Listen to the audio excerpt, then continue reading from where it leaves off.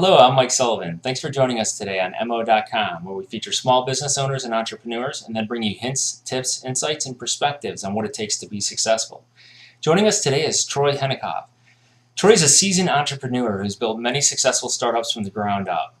He's the co-founder and CEO of Excelerate Labs, which is an intensive summer accelerator for startups driven by entrepreneurs and investors. Troy, thanks so much for joining us today. Can you tell us a little bit about your background before we dig into the questions? I'll try to give you the short version. So I'm a serial entrepreneur. I've built a bunch of companies all around technology. Bridging technology and business is sort of my core skill and the thing that I like to do. So I'm as comfortable talking to the developers about object-oriented design and SQL queries as I am talking to the venture capital guys about cash flows and balance sheets. And that started right out of school in 1986 with building network database applications. And day one, I was lead developer, president, janitor, and everything in between because I was the only person working out of my basement. What was apparent was that in 1986, the PC was becoming a legitimate business tool, but there really weren't sophisticated software applications. If you had a standard application, you could buy something off the shelf, but if you needed something custom, it just didn't exist. So we ended up writing software for a lot of really interesting niche businesses, from a jewelry wholesaler where the value of their inventory changed every day based on the price of gold, to companies like CDW, Abbott Labs, McDonald's. We wrote Hyatt's worldwide purchasing system in the early 90s. So we had software in every Hyatt hotel in the world, and had to get data back and forth between the hotels and the central purchasing organization here in Chicago, and that was all done by FedExing 5 1/4-inch floppies. So it was kind of funny to think about that way back then in the pre-internet days. Anyway, custom software evolved. That business was actually ultimately bought by Medline Industries, a manufacturer distributor of medical supplies. We were their software division, so we were writing software for hospitals and nursing homes. I left there, built the technology for Jellyvision, their first in-house technology, the creators of You Don't Know Jack, which was a lot of fun. Then after Jellyvision, I started Sure Payroll. From Sure Payroll, I went on to run a data company, run a consumer-facing website. Along the way, I started teaching entrepreneurship, and then in the last year and a half, helped found Excelerate.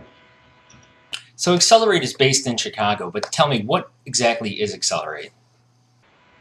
So Excelerate is an accelerator. We define that a little differently than an incubator because of what we do. We're part of the Techstars network. Basically what we do is we take 10 companies each year and help them in a variety of ways. And it's our goal with Excelerate to shine a really bright spotlight on 10 companies each year in Chicago, and to wrap them with the things they need to be successful. So they get free office space, they get some seed capital, they get pro bono legal, and they get more mentoring than they could possibly handle. And at the end of our 90-day boot camp, and it is a boot camp, we rent out the House of Blues. All 10 companies are on the main stage presenting. Last year they presented to about 250 investors. And it's our goal to make these 10 companies be really successful and have them shine. Sure, we want them to do well, but more importantly, they are inspirational to the hundreds of other companies in the Chicago area that are looking to make that leap and looking to take off. And so if we do our job well, the 10 companies will do well, but they will inspire hundreds of other companies and the whole Chicago ecosystem. And the Chicago ecosystem for startups is taking off like crazy. And it's a combination of things like Excelerate and Groupon and Grubhub. We just saw Sitter City raised over $20 million. That was the announcement yesterday. There's so much activity, 37 signals going on here in Chicago. It's fabulous. And then we measure, one little plug. So last year's class demo day was August 31st, and the last data I have is as of 6 months from that date. But 6 months after demo day, 8 of the 10 companies had raised $7.2 million and created 65 net new jobs. And if you think about that in terms, if I came to you and said, hey, I've got a new company, and we raised $7.2 million, we employ 65 people, and we're only 6 months old, Wow, that's a lot of impact. And it's growing. I will get new data in the next couple of weeks on the 8-month mark, and I expect it'll be, 20% bigger in all the numbers.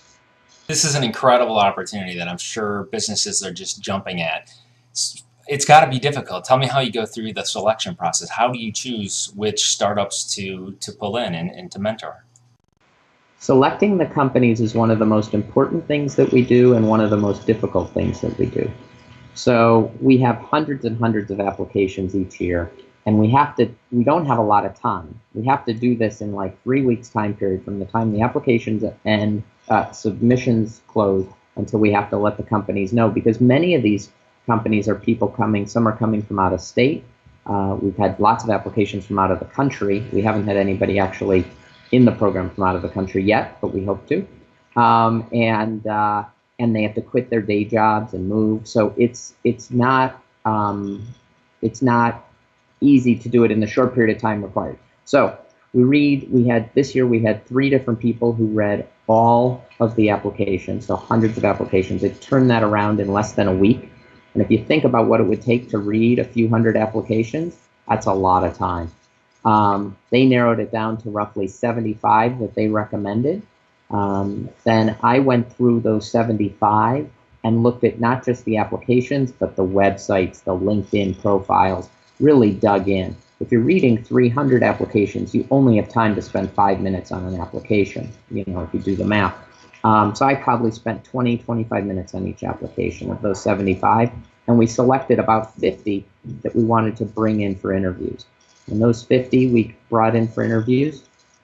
The interviews were roughly an hour long, the first half of which they interviewed with 2 of us who dug in on a wide variety of topics that we got out of the application. And then we took a short break, powwowed, decided on what we wanted more information on, and sent the company into an interview with a third person who really dug in on that topic. So it could have been customer acquisition, technology, etc. So it was a very long process. And then we took all that information from those interviews, and the Excelerate board spent close to 8 hours debating. Literally, we went till 2:30 in the morning one night, debating and figuring out and making the selection of the 10 companies we were going to accept this year. It was very difficult because there were so many great companies. Who are some of the startups you selected to work with in the past, and where are they today? Sure. So last year was our first year, so all of our companies are less than a year old.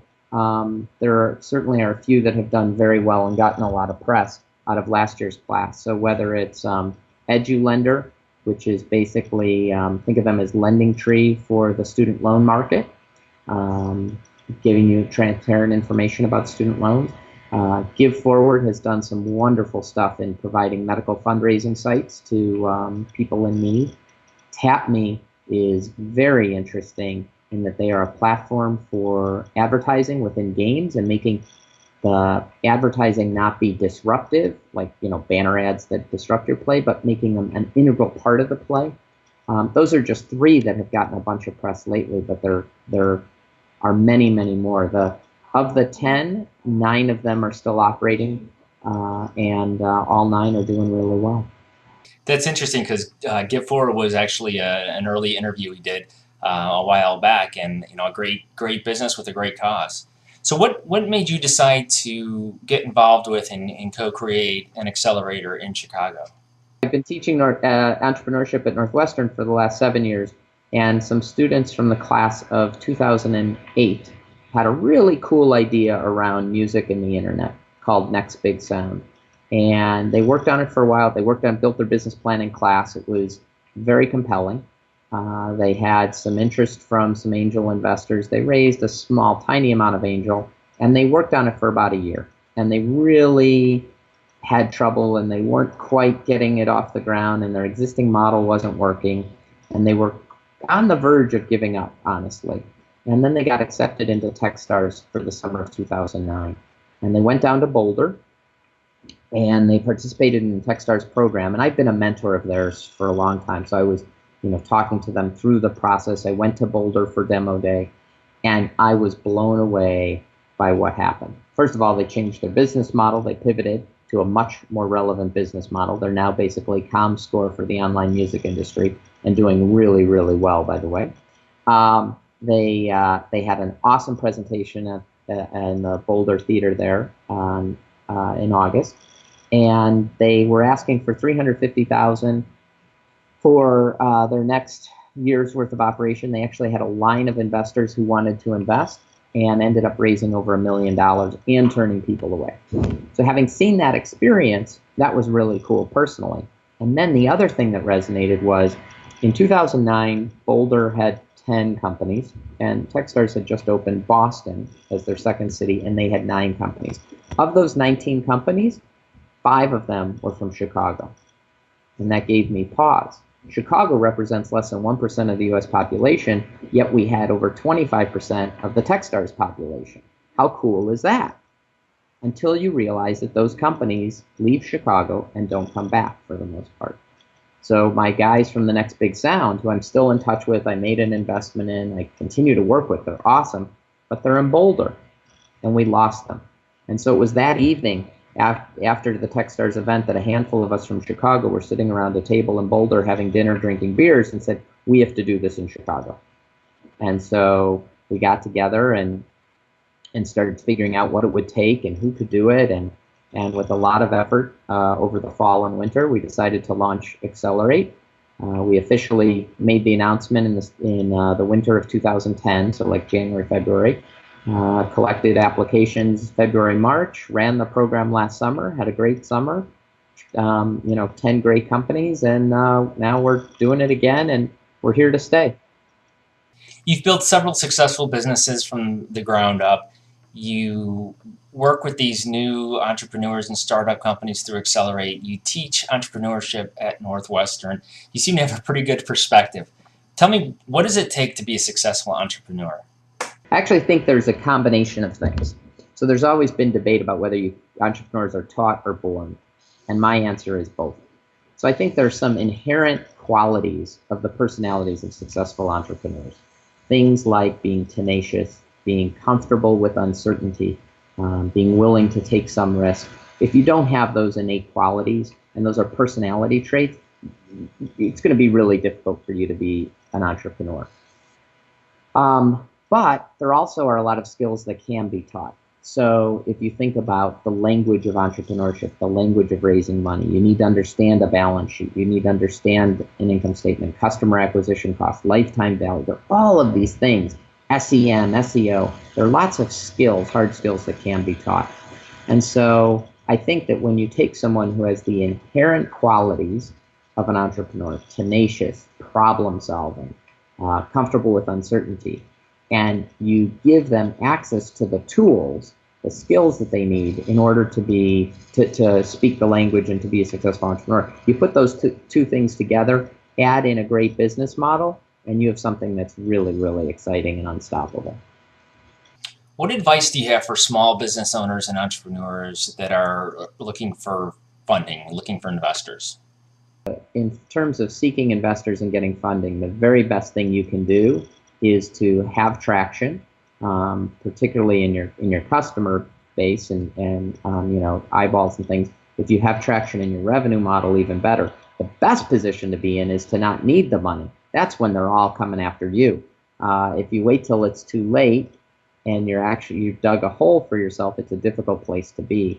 The best thing you can do is get your product out there, iterate it fast, understand your customer base, and be able to demonstrate traction. If you can demonstrate traction, it will be much easier. The second thing is that you need to build relationships with these investors. So there's a quote, and I forgot who said it. I don't want to take credit for it, but it was, investors invest in a line, not a point.